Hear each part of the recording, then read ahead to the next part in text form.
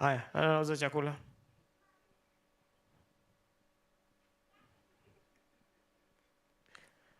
Mtu mmoja ajitolee kusoma.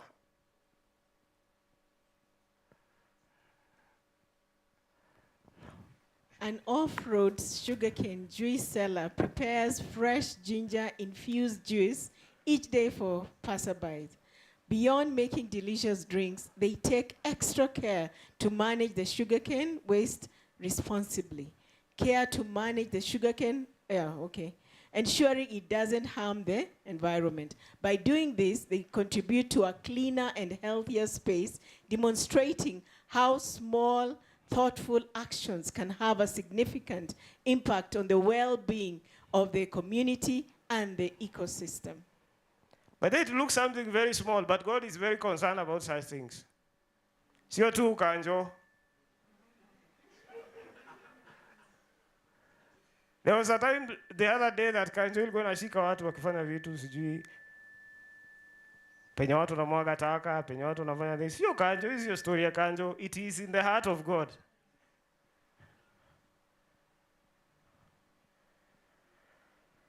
So the other thing is, as we are working in everything that we do, how can our daily work become means of serving God while at the same time benefiting others around me and myself? So in the story of creation, there are 5 things I picked. There are 5 things I picked. You can write them. Number 1, the first thing that God did, he brought order.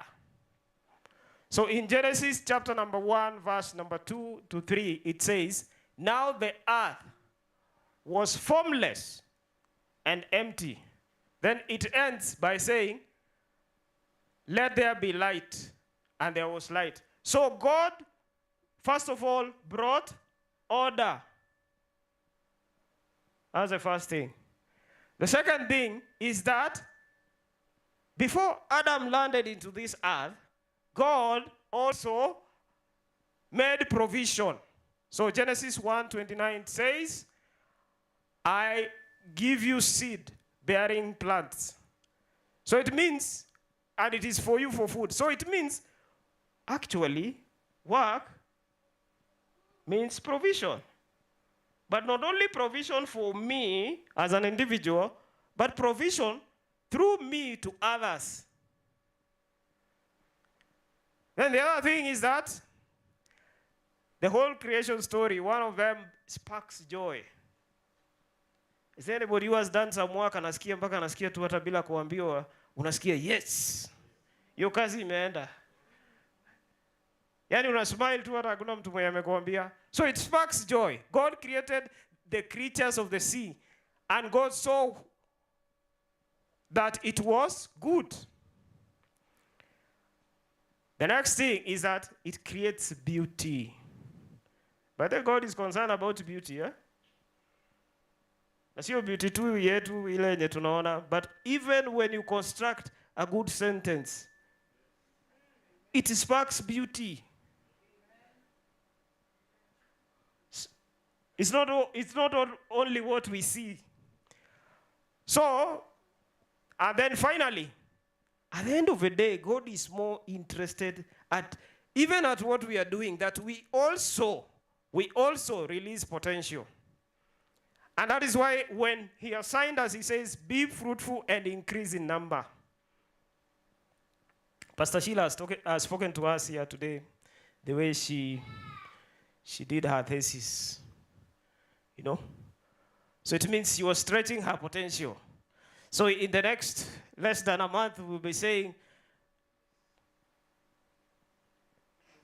masters. Masters. So you see, she has stretched her potential. So no matter what kind of work we are involved in, either simple or complex. By the way, for your information, like I said last time, God will never ask you something that he has not given you. That is why everybody is endowed differently. God will not come and ask you that kwa nini haufanyi accounting and you're not, he did not make you to be an accountant. So whatever we do, whether simple or complex, it mirrors the God's creative acts by bringing order, providing needs, sparkling joy, creating beauty, and releasing potential for others as we work today. So sasa wacha tuchukue example moja moja. So what that does, it makes us to realize what God has given us with our hands. It changes not only my life, but also changes other people's lives. So don't think that whatever you are doing is just mimi na kaklan kangu tuko chonjo.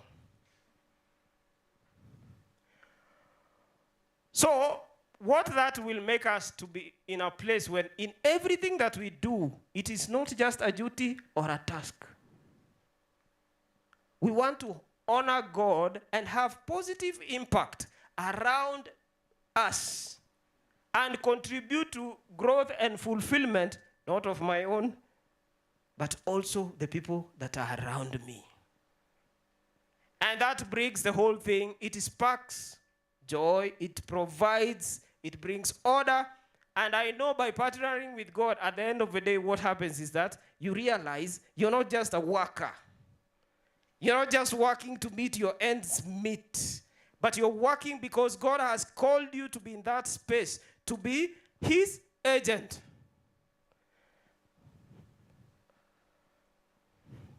So the first thing we said is that God wants us to bring order. In Genesis, there was a lot of chaos. A lot of chaos. But God did what? The first thing he did, he brought order. He transformed what was considered formless and